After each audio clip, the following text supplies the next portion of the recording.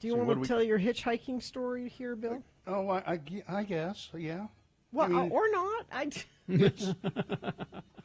So I brought it up, and I'm sure I've told it before. I used to hitchhike a lot, and mostly I would just hitchhike around town.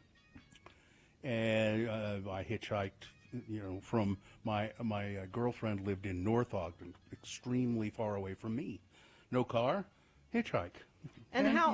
And this was more common back then. People, wasn't it? I don't. Hitchhiking used to be really common.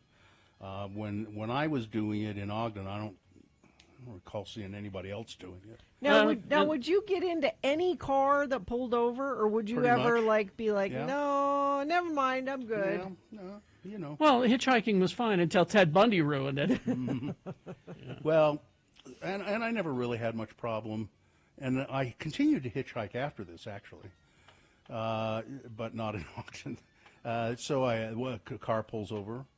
I was up on Harrison Boulevard, 2400 block of Harrison Boulevard.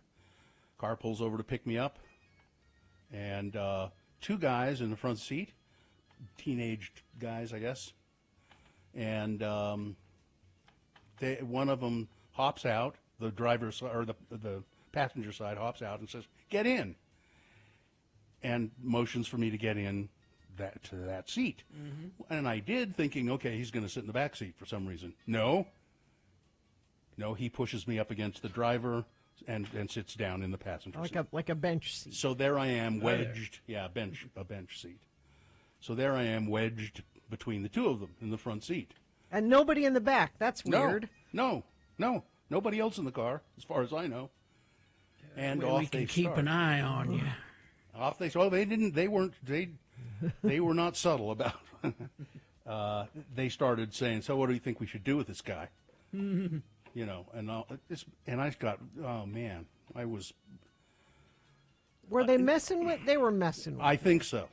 I'm pretty sure they were messing with me because at some point I wasn't in the car long. At some point they pulled over and said, "Get out, get out," and I did, and off they went. But I remember being pretty scared by it. And you hitchhiked after that? Yeah, I got over being scared. You had more than one child. I got over being scared of being. I forgot what it was like. Yeah, being kidnapped. I kept telling you, I hitchhiked when I was at Penn State. I hitchhiked quite a bit because I didn't have a car. That was pretty common to see people doing that, though. Everybody going up to campus, and there were people who didn't have cars, so we just stand, and people would pick you up all the time. Sometimes it was the same person would pick you up. Although one guy picked me up. He picked me up 3 or 4 times. This was in Pennsylvania, at Penn State, and it was kind of a nice sports car, and he had some sort of accident. He'd been horribly burned, and his face was just a skeletal face, essentially. And he was really nice. Mm-hmm. And but I remember just the first time I got in the car, I went, oh my gosh. But no, he was very nice, and he gave me a ride 3 or 4 times. So you didn't shout out loud when you saw him? Ah! Yeah. You didn't. No, no. Luckily, I did not. So, yeah, I think the farthest I ever hitchhiked was from Cedar City to Salt Lake City.